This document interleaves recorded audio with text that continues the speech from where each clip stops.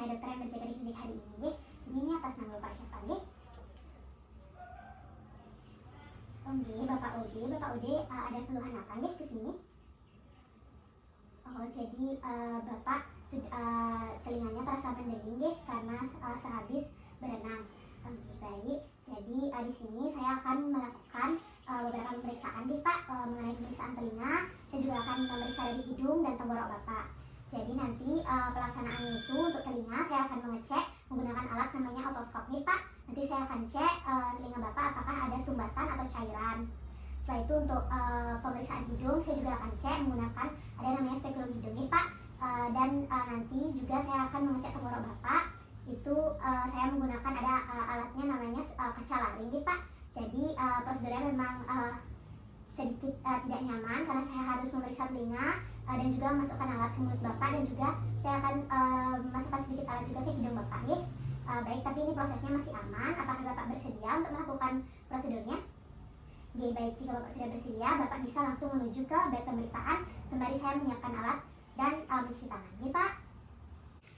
Baik, di sini ada pun alat dan bahan yang tersedia, yaitu ada kertas catatan dan ballpoint, lalu ada kita anggap sebagai pen light, lalu ada kaca steril, kita anggap sebagai handscoon atau sarung tangan, ini ada kaca tenggorok, lalu ini kita anggap sebagai garpu tala, ini kita anggap sebagai spatula lidah, ini kita anggap sebagai spekulum telinga, ini kita anggap sebagai spekulum hidung, lalu ini kita anggap sebagai pinset telinga, lalu ini kita anggap sebagai pengait serumen, lalu di sini ada kita anggap sebagai bengkok, lalu ini kita anggap sebagai spiritus, ini kapas, ini kita anggap sebagai otoskop, dan ini spite irigasi telinga, dan juga kita bisa anggap ini sebagai lampu kepala.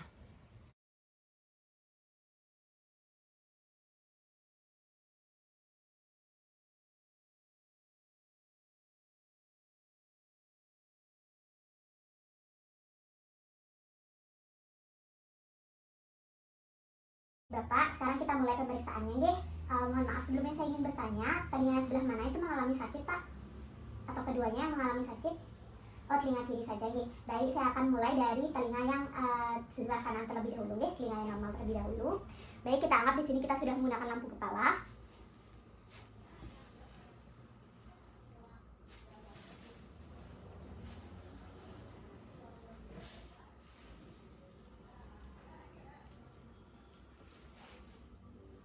Baik Bapak, di sini saya akan mulai pemeriksaannya dari telinga yang kanan terlebih dahulu nggih.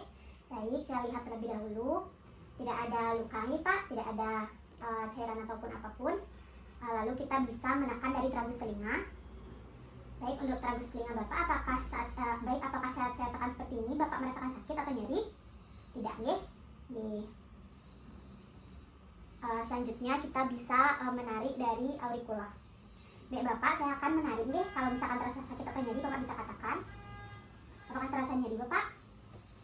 Nggih. Apakah terasa nyeri Bapak? Nggih, baik. Selanjutnya saya akan melakukan pemeriksaan menggunakan otoskop nih Bapak. Kita anggap ini adalah sebagai otoskop. Baik, permisi Bapak, saya akan periksa. Tidak ada luka ataupun cairan nggih Pak. Sekarang kita lanjut ke telinga yang sebelah kiri.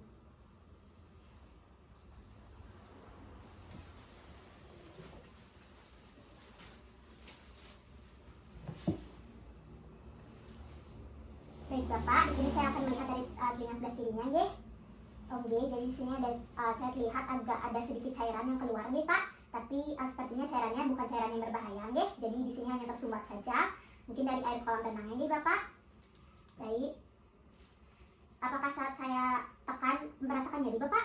Oh tidak nggih. Nggih. Apakah saat saya tarik terasa nyeri Bapak? Apakah saat saya tarik begini terasa nyeri Bapak? Tidak nggih. Baik, saya akan memeriksa menggunakan otoskop nih Bapak. Isi.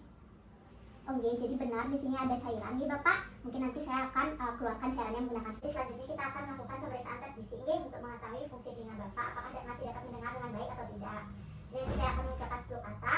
Bapak bisa mengatakan kata-kata yang sudah saya ucapkan dengan keras nggih. Akan menutup salah satu telinga pasien yang tidak diperiksa. Oke Bapak, saya akan menutup salah satu telinganya nggih. Permisi Bapak.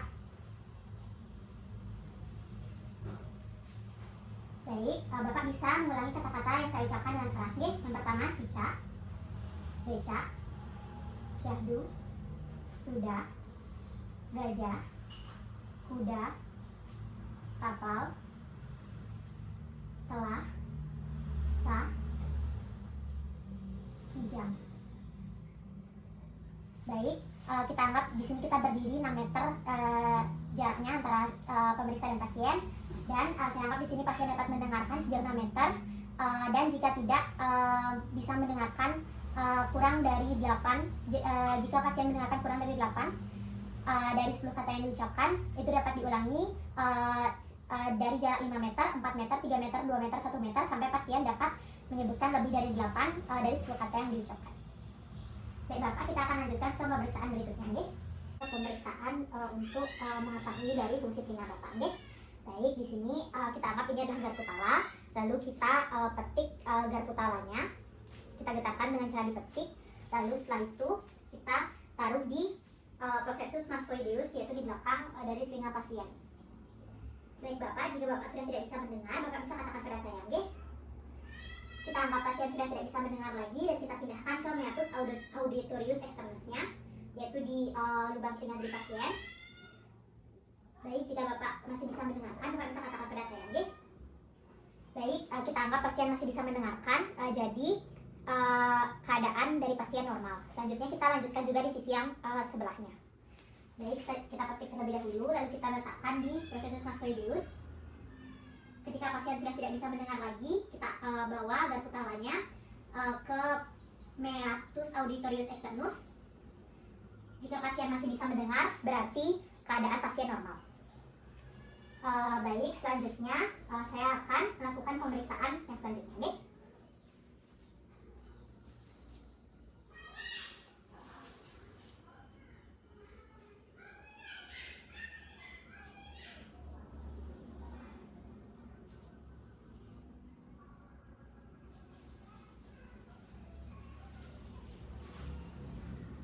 Baik Bapak, kita lanjutkan ke pemeriksaan yang selanjutnya nggih.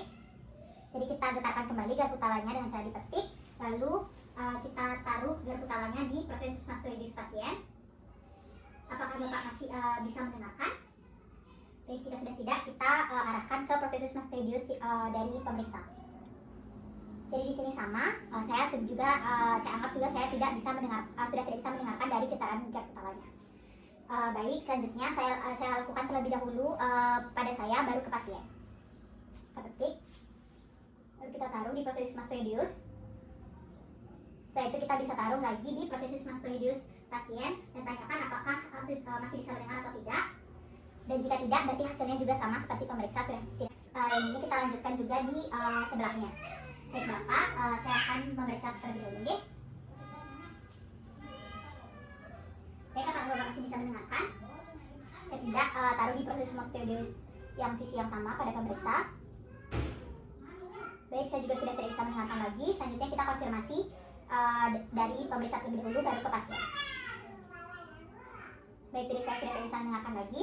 Selanjutnya saya taruh di sini. Apakah Bapak masih bisa mendengarkan? Baik, berarti hasilnya normal. Ke pemeriksaan berikutnya ini Bapak. Jadi di sini kita getarkan lagi garpu talanya, lalu kita taruh di tengah dahi pasien dan kita minta pasien untuk membandingkan getaran antara telinga kanan dan telinga kiri. Baik Bapak bisa mendengarkan suaranya dan juga merasakan getarannya. Apakah sama Bapak? Baik, dari pasien mengatakan getarannya dan suaranya simetris. Pemeriksaan berikutnya ini Bapak. Kita getarkan kembali garpu talanya, lalu kita taruh di tengah dahi dari pasien dan kita tutup liang telinga yang di sebelah kanan. Baik Bapak, apakah getaran dan suaranya terdengar sama atau terasa lebih keras yang sebelah mana? Baik, kita pasien mengatakan bahwa suara yang lebih keras itu di telinga kanan. Kita akan lanjutkan pemeriksaan di sebelahnya ini Bapak. Kita getarkan kembali garpu talanya, kita taruh di tengah dahi pasien, lalu kita tutup yang telinga di sebelah kiri. Baik, apakah Bapak merasakan getaran yang sama atau berbeda? Baik, kita anggap pasien merasakan getaran yang berbeda, di mana pada telinga yang diperiksa itu lebih keras suaranya yaitu di telinga kiri.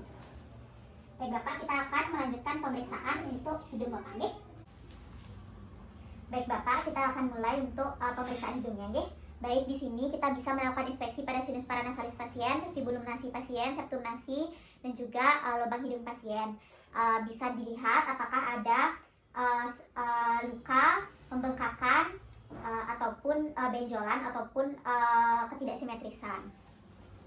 Baik, setelah itu kita bisa melakukan inspeksi, kita bisa melakukan palpasi, di sinus frontalis dari pasien, lalu itu di atas alis, di medialnya.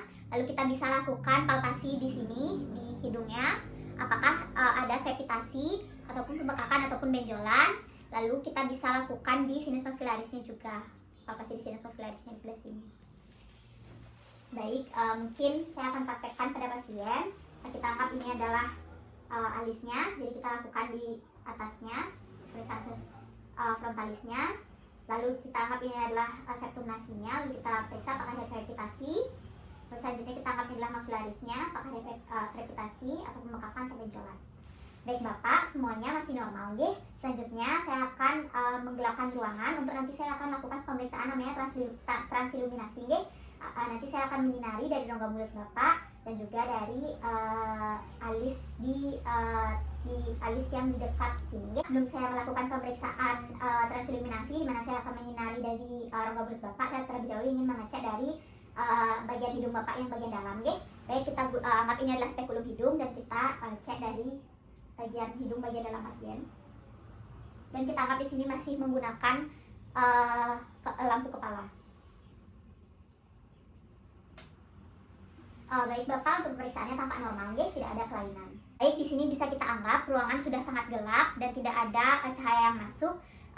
Sebenarnya pada pemeriksaan yang sebenarnya bisa dilakukan dengan menutup ruangan menggunakan kain hitam. Baik Bapak, selanjutnya saya akan melakukan pemeriksaan transiluminasinya, jadi saya akan menggunakan pen light untuk nanti menyinari dari rongga mulut Bapak. Bapak bisa buka rongga mulutnya, Bapak bisa buka mulutnya. Baik, lalu sinari rongga mulut pasien dengan pen light menghadap ke atas. Selanjutnya kita bisa menyinari dari sisi bawah dari alis yang bagian medial dari pasien. Baik Bapak, saya akan menyinari nggih. Ini sih Bapak.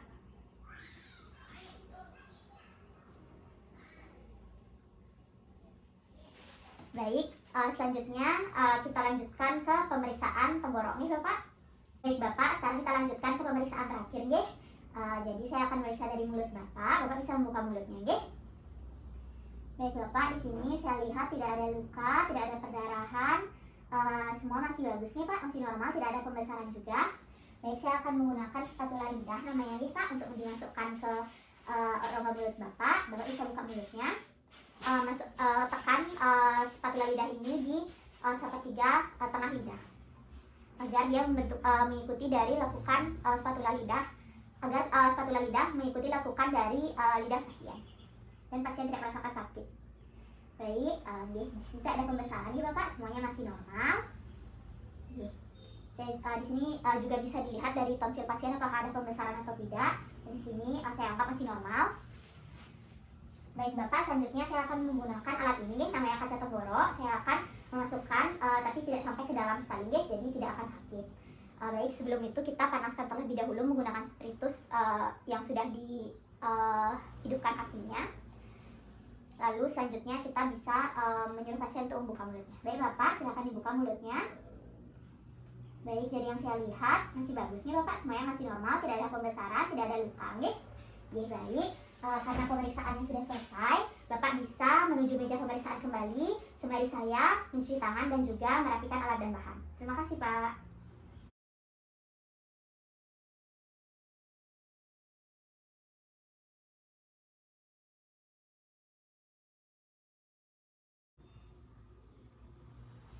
Baik Bapak, untuk pemeriksaannya sudah selesai jadi dari prosedur tadi tidak ada yang perlu dikhawatirkan. Tadi hanya ada sedikit cairan yang tersumbat di telinga Bapak sehingga menyebabkan sedikit sakit, tapi tidak apa-apa, saya sudah mengeluarkan cairannya. Baik, apa Bapak ada pertanyaan? Baik, jika Bapak sudah tidak ada pertanyaan, bisa pulang ke rumah nih Pak. Terima kasih Pak.